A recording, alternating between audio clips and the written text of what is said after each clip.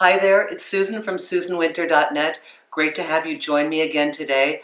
I'm still continuing with your questions and answers, and thank you all of you who keep coming back. My subscribers adore you, and all of you that write comments, I really appreciate it. This video today, from the viewer request, is about when you want to get back with your ex. They still love you. You still love them. But you know what? There's a big problem. Their friends and their family. Somebody around you doesn't want this thing to happen, and they're getting in your way. What do you do about it? Okay, so let me read now. Addie, thank you for writing this. Okay, Addie writes, "Hello, Susan. First of all, thanks a lot for creating these wonderful videos." You're welcome, Addie, and thank you for writing this. "My ex's friends are negatively influencing her into not getting back together with me, or even meeting me. My ex still loves me. However, I betrayed her and I broke her trust. She needs validation from her friends. However, she also wants to be with me as well. How can I get her to come out of this confusion?" Okay, so everyone, Addie has another layer of a problem that he's got in that he was the bad guy. He's the one that hurt her.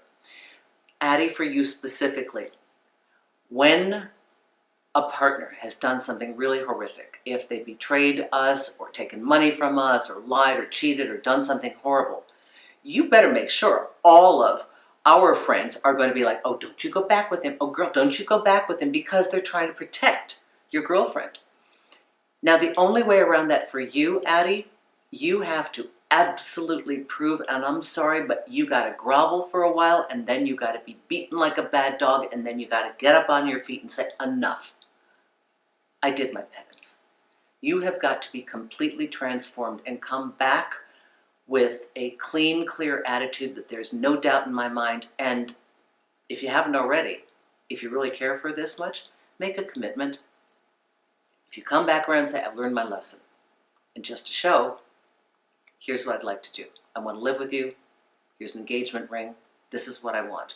I am serious. What do you need me to do? I've already beaten myself up enough.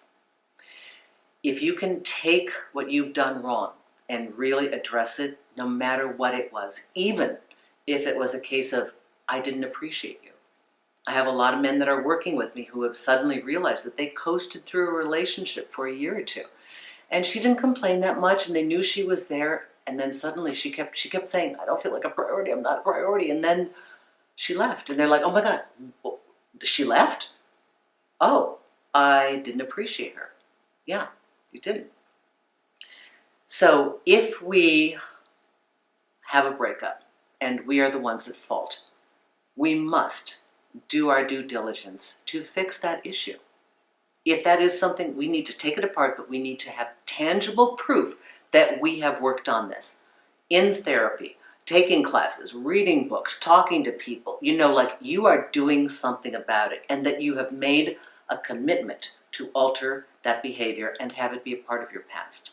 That you are truly sorry, and that you apologize to your girl, and I'm sure you have already. But you have to offer something special now.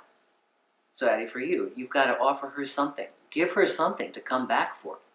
You've got to double down on whatever you were offering before, okay? So another layer of this is the influence of our friends and family. And for many of you, I know that that can be a real issue. You may be madly in love with somebody that your parents hate, that, your brother fights with, that your friends just don't like for whatever reason. And it makes it really uncomfortable because you spend most of your time having to defend your mate. Now, this is whether you're with them or it's a breakup or whatever. So that's a lot of work. So the first thing I'd ask you is, maybe you need to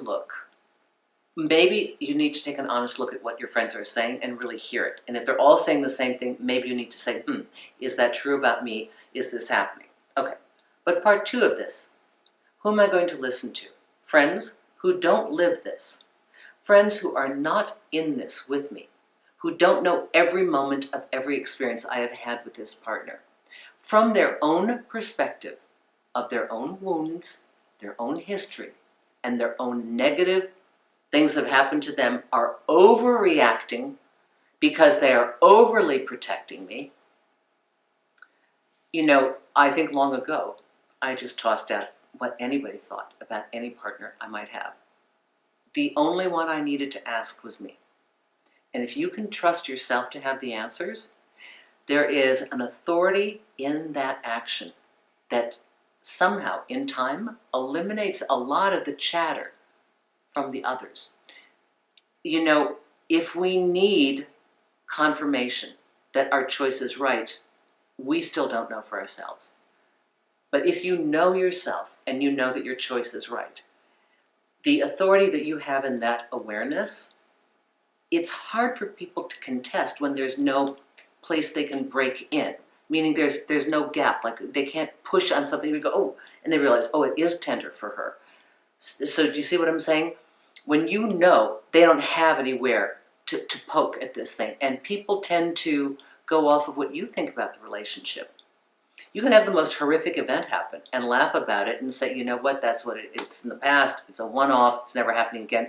And your friends listening to this will go, that's a little weird, but yeah, I guess you're right, because it's your attitude that changes how they think about it. Addie, how can you help her? She needs to be stronger.